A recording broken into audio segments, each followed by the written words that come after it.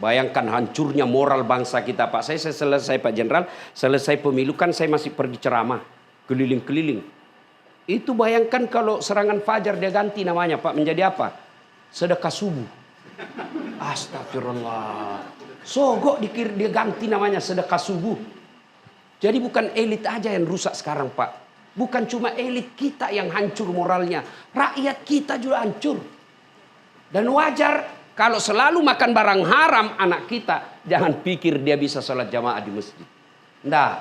Kenapa? Yang membentuk darah dagingnya barang haram. Apa bedanya liang kubur dengan liang lahat? Liang kubur itu yang agak lebar. 1,5 meter atau kali 50 atau 70 meter. Liang lahat tempat kita itu yang digali lagi masuk sudut. Ya kan? Nah, itulah pas-pas dengan diri kita. Masuklah kita di situ. Ibu-ibu ini yang sudah di bleaching semua apakah glowing. Cacing punah urusan. Ya toh? Masuk. Kata Nabi, tidak bisa lagi kau beramal. Tidak bisa lagi kau sholat. Tidak bisa lagi kau puasa. Hanya 3 lagi yang bisa terus mengalir meskipun kau sudah tulang belulang. Angkatan kita yang wafat kurang lebih sudah 50 kan? Ada yang wafat 10 tahun yang lalu. Apa dia sudah masuk surga kalau orang baik? Tidak. Apa dia masuk neraka kalau orang jahat? Tidak. Masih transit. Berapa lama transit di kubur? Tergantung berapa lama datangnya kiamat. Bagaimana kakek-kakek kita yang meninggal 100 tahun yang lalu? Gimana kakek-kakek kita yang meninggal leluhur nenek kita yang 1000 tahun yang lalu? Itu masuk kubur bukan persoalan balik lagi. Tidak balik-balik lagi kita, Pak. Kalau mati lampu di sini, masih ada pilihan. Ada, nyalakan HP. Iya kan? Mati lampu di sini, masih gelap. Masih, tapi batasnya paling 1 jam. Mati lampu dalam rumah ini masih lebar. Kita masih bisa lompat kalau ada ular masuk. Tapi di kubur, ditindis. Tidak bisa lagi kita goyang. Mati lampunya bukan sehari, selama-lamanya. Dan kalau ibu masuk kubur, tidak ada pilihan. Ada pegawai polisi, tidak disenang, tempat tugasnya mutasi, jauh. Ada pilihan tidak ibu? Ada. Ada, pensiun dini. Selesai. Tidak ada urusan sama Kapolri. Saya berhenti.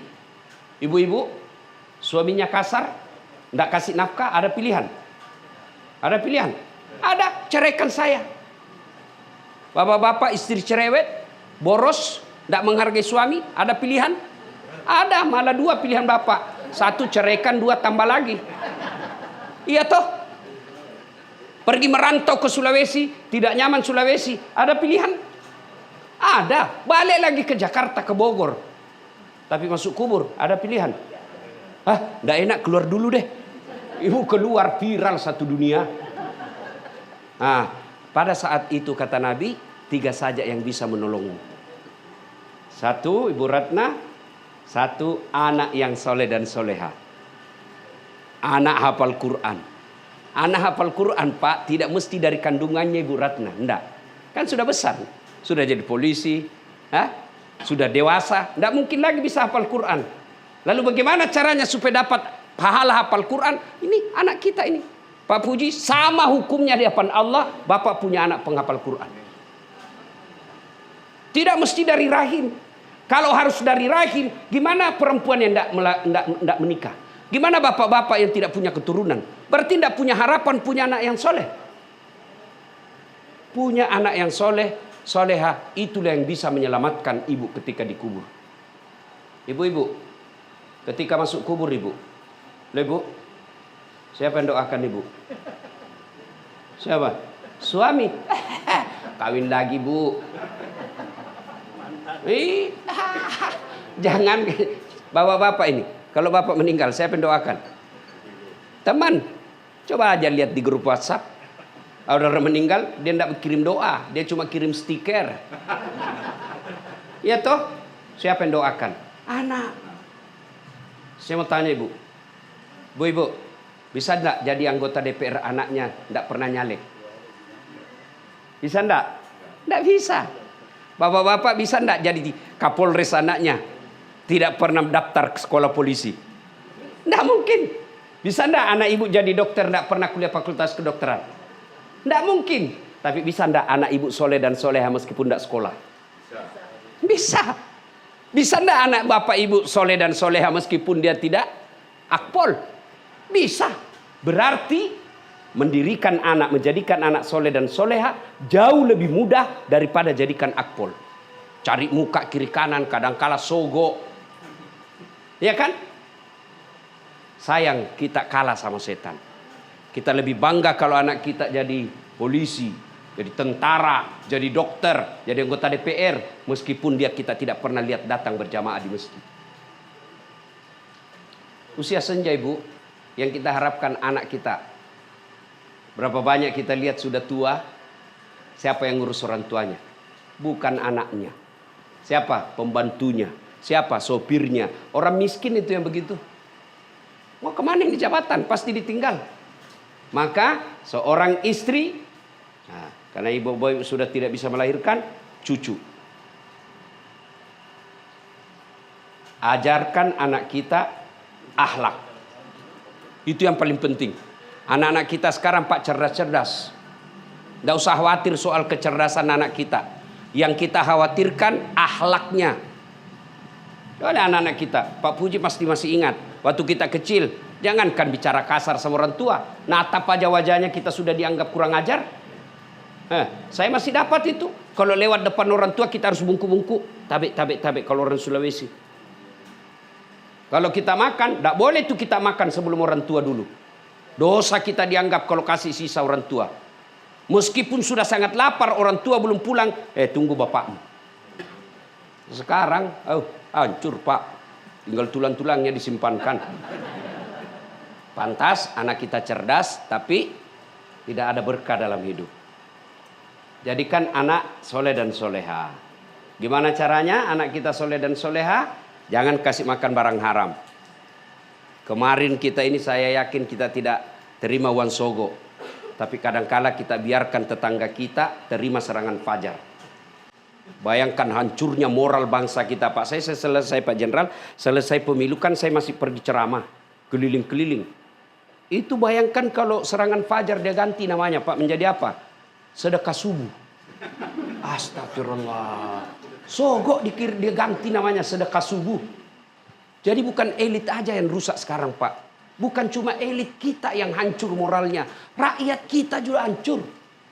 Dan wajar kalau selalu makan barang haram anak kita. Jangan pikir dia bisa sholat jamaah di masjid.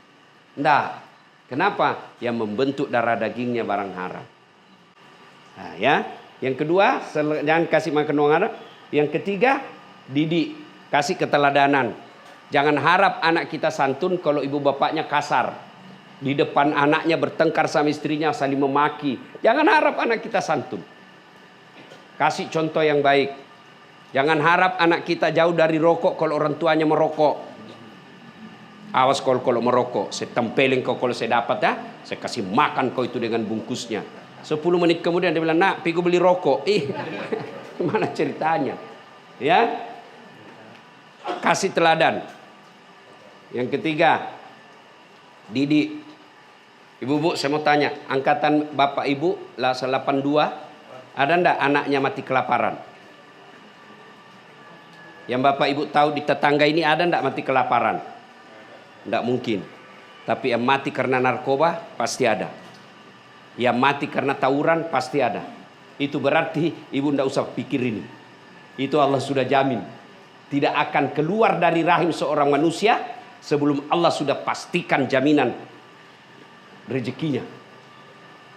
Tapi yang terlalu kita cemaskan, nanti kalau saya gimana anak saya, gimana rumahnya, gimana makannya. Kita tidak pikir gimana sholat anak saya. Demi Allah Bu, demi Allah, begitu masuk kubur orang sudah lupa kita Pak. Orang sudah lupa, jangan masuk kubur, masih hidup aja kita. Ini Pak Jenderal pernah punya komandan, punya ajudan, pernah punya pasukan. Jangankan meninggal, sekarang aja pasukannya sudah banyak yang lupa. Iya toh, pasti dilupa Pak. Dan siapa yang bisa kita harapkan doa? Anak. Alangkah bahagianya anak kita 5. Setiap sujud terakhirnya dalam sholatnya selalu berdoa, Allahumma gfirli wali walidayya warhamhuma kama rabbayani shaghira. Dan percaya kalau anak cucu kita baik agamanya, tidak usah cemaskan dunianya. Tapi kalau dunia terus dia kejar, sengsara dunia apalagi akhirat. Ya Bu ya. Sayang ibu-ibu lebih ketat jaga suaminya daripada jaga anaknya. Kalau jaga suami, dia berbuat dosa Bu, ibu tidak tanggung dosanya. Itu enaknya jadi istri. Kalau suami maksiat, ibu tidak tanggung. Tapi kalau anak kita maksiat, ibu tanggung. Kenapa? Sebagai ibu. Maka yang bisa menolong kita adalah anak yang soleh dan soleha. Sangat tepat usia pensiun, usia sudah dekat dengan kubur, punya hafiz. Itu tindakan yang paling tepat. Pandai menyikapi hidup namanya itu. Yang kedua, yang bisa menyelamatkan kita adalah sedekah jariah. Ibu-ibu ini yang banyak emasnya. Berlian-berlian. Bu, kalau ibu meninggal siapa yang pakai emas berliannya ibu? Hah? Anak? Bukan, istri kedua. Ya pasti Bu, saya sering lihat. Begitu meninggal istrinya dia cabut semua. Ini cincin kawin kita dulu ibu. Dia nangis tapi dia cabut, dia paksa keluar. Ini waktu kita ulang tahun pernikahan di Singapura, saya belikan kau gelang ini. Dia cabut lagi tuh kalungnya, ini waktu kita pergi umroh ibu emas Dubai. 2 bulan kemudian kenal sama janda. Cincinnya ibu dikasih sama janda. Ini cincin mantan istriku sudah mati. Daripada emas berlian ibu dipakai istri kedua, mending sedekah. Apalagi kalau orang kaya, ngapain pakai yang asli? Coba kalau Ibu Ratna pakai, biar palsu orang juga bilang asli. Iya toh? Masa istri jenderal palsu? Beda kita kalau orang miskin sudah asli masih dari mana dia dapat? Maka itu yang namanya pandai menyikapi harta. Ibu-ibu, ya, sedekah. Ada enggak orang bangkrut gara-gara sedekah? Ada. Ibu-ibu, kalau ibu meninggal ini rumah, mobil, siapa yang punya? Menantu. Anak orang lain, iya bagus kalau menantu kita soleh. Kalau dia kurang ajar, dia pakai pacaran, dia hianati anak kita. Sedekahlah, sedekah. Bersedekah. Bapak-bapak ada harta, sudah bagi warisan untuk anak, selebihnya sedekah. Orang ke kubur tidak balik-balik Bu. Ingat, penyesalan ada 5 penyesalan orang masuk kubur. 1 diantaranya mereka yang enggan bersedekah. Kan waktu kita wafat tuh digosok mata. Bangun ketemu sama malaikat penjaga kubur. Hari apa ini? Kau sudah mati dah saat. Iya kah? Ya, kasih kembali saya dulu. Ya Allah, balikkan saya dunia 5 menit saja, 3 menit saja. Untuk sholat bukan, untuk puasa bukan. Untuk apa? Saya mau katakan harta saya sedekahkan. Kenapa? Karena sedekah itu mengalir meskipun kita sudah arwah. Sholat tidak bisa lagi kalau kita sudah mati. Maka sedekah. Ibu-ibu yang banyak jilbabnya, ngapain punya jilbab 20? Memang ibu pakai semua kalau keluar? 2 aja orang sudah bilang gila. Lebih baik yang sedekahkan 10. Kasih orang-orang yang tidak punya jilbab mewah. Kasih dia. Begitu dikasih mereka sudah bangga. Bapak ada ustadz, kasih dia. Dia pakai. Jangan nanti merusak baru kita kasih. Ada itu baju di situ, daripada rusak saja kasih ustadz. Nanti merusak baru dia ingat ustadznya. Sama ibu mau bersedekah, itu ada kue di kulkas, daripada basi. Kasih yang bagus. Dan itu kalau ustadz bapak sedekahi, itu akan bermanfaat. Cuma sayang kita lebih senang sedekah sama pejabat daripada kepada ulama. Padahal kalau pejabat dia pakai hura-hura. Kalau artis dia pakai maksiat. Coba lihat orang menghormati ustadz daripada artis. Kalau artis diundang tuh, waduh, lengkap sekali pelayanannya, eksekutif kelas. Padahal kalau artis apa dia datang bawa? Ya cuma datang bawa alamat palsu. Kelihatan dadanya, kelihatan pahanya, jogetlah di depan kita Pak. Enggak juga dikasih pegang Pak, dikasih lihat-lihat saja. Pulang bawa 50 juta, dia pakai maksiat itu uang 50 juta. Tapi kalau ulama kau kasih, dia akan menjadi, dia sebarkan untuk anak yatim, dia sebarkan untuk sedekah sendiri. Sedekahlah ibu. Keliru ibu kalau ada aset tinggal ibu tidak sedekahkan. Nah, ini ada emas saya. Ini ada 400 gram. Sudah, kau jual 300 gram, bikinkan masjid di kampung. Selama masjid itu dipakai ibadah, selama itu ibu dapat kiriman amal. Ya, sedekah. Yang ketiga, yang bisa menolong kita, ilmu yang bermanfaat. Bapak ibu tidak usah jadi ustadz. Berat. Gimana caranya? Urus ustadz. Sama pahalanya itu. Ibu tidak usah jadi ustazah. Berat. Otak sudah pikun-pikun. Iya toh? Mau menghafal ibu. Al-kafirun aja tak balik-balik. Nah gimana? Urus ustazah di sini. Sama pahalanya ibu jadi ustazah. Ilmu yang bermanfaat. Bapak-bapak, kalau dapat potongan-potongan dakwah dari Ustadz Dasat Latif di medsos, sebar. Di grup kita ada 10. Setiap grup ada 15 orang. 10 kali 15, 150. Orang bapak ibu sebarkan. Masa sih tidak ada yang nyangkut 2-3 orang? Selama orang itu amalkan ilmu dari ustadznya, ibu bapak juga dapat pahala seperti pahalanya ustadz, meskipun tanpa mengurangi pahala ustadz. Cuma yang kita selalu sebarkan hoax. 01, 02, 03. Ini sudah suka dibodoh-bodohi ilmu politik. 01, 02, 03. Politisi bapak percaya. Dia bertengkar di medsos. Di Singapura dia atur baku ngopi-ngopi. 2019 siapa yang bertanding bu? Prabowo lawan? Siapa yang menang? Siapa menterinya? Dia satu sudah baku satu paket. Ya, habis amal kita nyemar-nyemar yang tidak ada faedah. Lebih baik kita sebar dakwah. Orang mau amalkan atau tidak bukan urusan kita. Bagian dari dakwah. Poin pertama, 1, anak yang soleh dan soleha. 2, sedekah. 3, ilmu yang bermanfaat.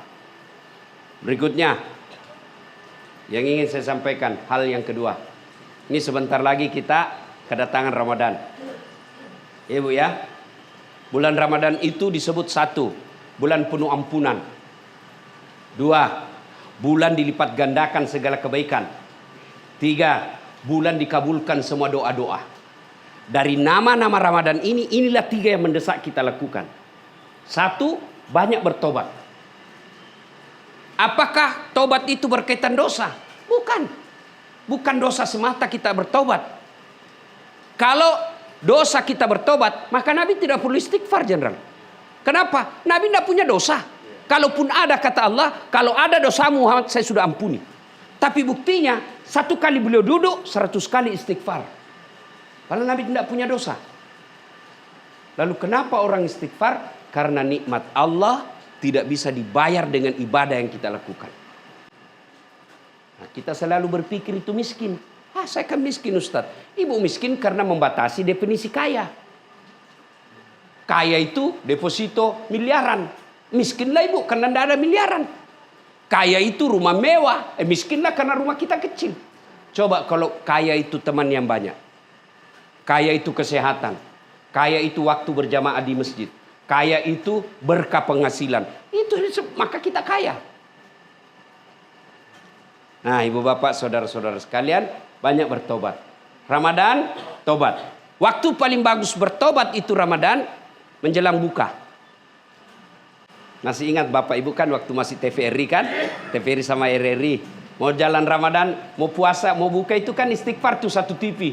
TVRI waktu itu. Nashhadu Allah ilaha illallah wa nastaghfirullah nas'aluka ridhaka wal jannah wa na'udzubika min sakhatika wan nar. Itu ibu, itu ibu amalkan. Jangan sampai sudah tua kita masih senang ke mall. Jangan sampai sudah tua anak mantu pergi kita ikut. Tetangga pergi mall kita lagi ikut. Salah, tidak, itu namanya keliru menyikapi masa tua. Istighfar.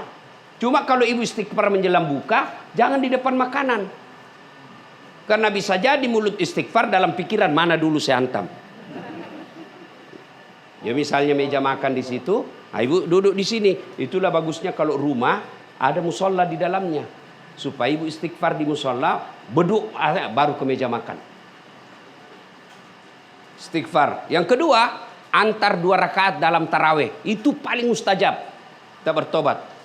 Apa doanya? Allahumma innaka afuwun karim tuhibbul afwa fa'fu anna ya rahim. Itu 2 rakaat. Assalamualaikum, assalamualaikum. Nah, itu lagi dulu dibaca.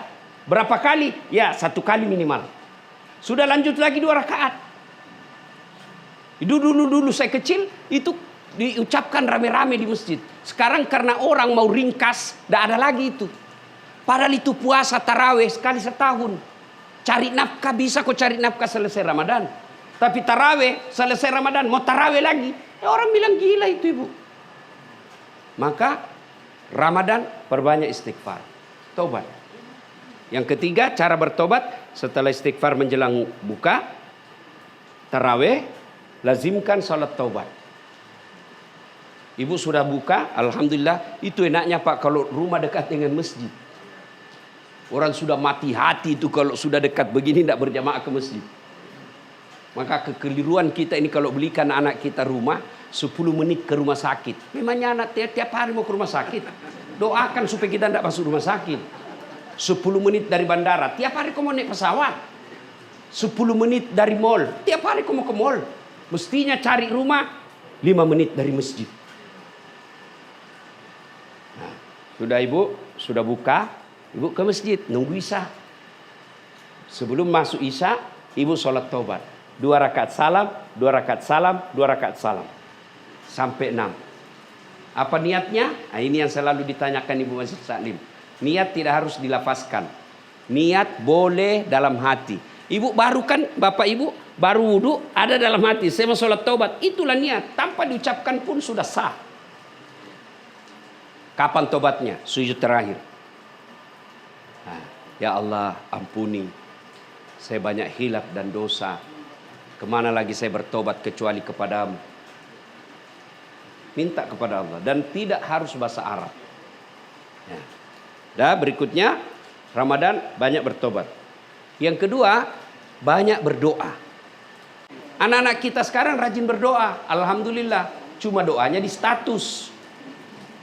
Ya Allah rahmati rumah tanggaku. Ya Allah berkahi penghasilan suamiku. Sibuk bu Tuhan mau baca statusmu. Ka doa di atas sajadah. Di atas masjid. Ibu-ibu seperti ini tidak usah lagi doa supaya punya ruko. Supaya punya kebun.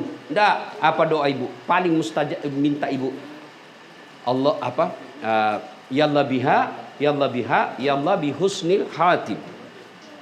Wafatkan saya dalam keadaan husnul khatim. Itu yang mesti.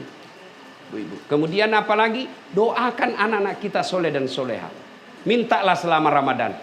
Minta berdoa, banyak-banyak berdoa. Karena doa di bulan Ramadan Allah malu tidak mengabulkan.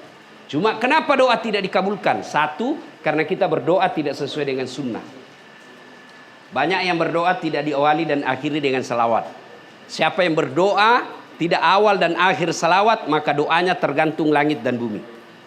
Jadi syarat mutlak berdoa salawat dulu. Allahumma salli ala sayyidina Muhammad wa ala ali sayyidina Muhammad. Artinya apa? Kalau dia berdoa sesuai sunnah, dia jalur tol. Cepat sampai. Kalau dia tidak sesuai sunnah, sampai juga tapi macet. Lama baru sampai. Maka doa harus sesuai dengan sunnah. Yang kedua, bisa jadi doa kita dijabah karena yang kita minta tidak baik. Ya Allah, mudah-mudahan saya bisa beli mobil. Kok malah dijual mobil kita? Allah tahu kalau ada mobil tidak datang lagi jamaah di masjid. Allah kasih yang terbaik, bukan yang kita mau, tapi yang Allah mau. Itulah taufik, kesesuaian antara apa yang kita mau dan kehendak Allah. Nah, yang ketiga, Ramadan setelah banyak bertobat, banyak berdoa, beramal soleh.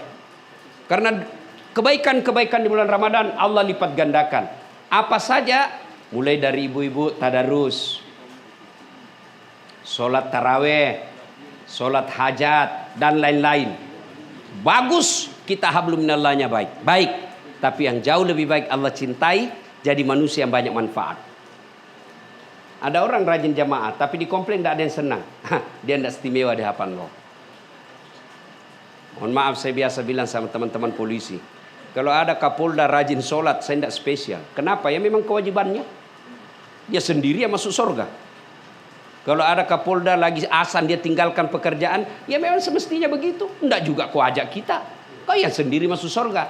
Tapi kalau ada Kapolda, dia berantas narkoba, dia berantas minuman keras, itu baru fungsinya. Kalau sholat, dia yang sendiri masuk surga. Kalau ustadz ceramah, tidak sehebat kalau Kapolda yang lakukan. Kalau saya ceramah jangan narkoba, pulang ceramah dikasih kampes buat mobil saya Nana. Tapi coba kalau Kapolda, dia bisa perintahkan dir narkoba, berantas itu. Itu yang hebat. Namanya menjadi manusia manfaat. Ada orang rajin Senin Kamis, tapi pelit. Itu tidak istimewa. Orang yang baik, hairun nas, anfa'uhum linnas. Sebaik-baik manusia di antara kalian yang paling banyak manfaatnya buat orang lain. Di tempat ini kita menjadi pelajaran, meskipun purna tugas, alhamdulillah sudah bertahun-tahun purna bakti, tapi masih menjadi manusia manfaat. Ya. Kalau ada keluarga kita jadi pejabat, sampaikan, gunakan jabatanmu amar ma'ruf nahi munkar. Karena punya kekuasaan jauh lebih efektif amar ma'ruf nahi munkar ketimbang kita sudah pensiun. Merugi kalau ada orang punya jabatan dan kekuasaan tidak memudahkan dirinya masuk surga. Beda kalau kami misalnya Ustadz masuk surga kan masih ngantri. Kalau malaikat katakan Ustadz Indonesia masuk surga masih ngantri bu. Ulama NU, ulama Muhammadiyah, ulama Jawa Timur, ulama MUI masih ngantri dia ribuan. Tapi coba kalau Allah nanti katakan Kapolda Sulawesi Selatan silakan masuk, tidak perlu antri sendiri dia. Maka kalau ada anak cucu kita yang punya kuasa, nasihati terus, jadikan itu nak kebaikan. Saya sekolahkan kamu, ya, saya jualkan kau warisan supaya kau jadi seperti ini. Saya mau kau gunakan untuk amar ma'ruf nahi munkar. Insya Allah anak kita menjadi investasi buat kita. Ibu bapak saudara-saudara sekalian, inilah tausiah kita. Mudah-mudahan ada manfaat. Terima kasih atas undangannya Pak Jenderal. Mudah-mudahan kehadiran kita ada manfaat. Tip-tip nasihat khusus untuk silaturahmi seperti ini. Kalau silaturahmi seperti ini jangan sampai ada pamer-pamer. Ya biasanya kita kalau reuni-reuni itu kan mau dibilang, mau dikata ya singkirkan itu. Kalau anak-anak yang baru mungkin usia 25 tahun reuni kuliahnya wajar. Tapi kalau sudah kakek-kakek, nenek-nenek masih punya sifat begitu, waduh sudah mati hatinya. Mari kita doakan sahibul bait mudah-mudahan sehat walafiat. Kita awali dengan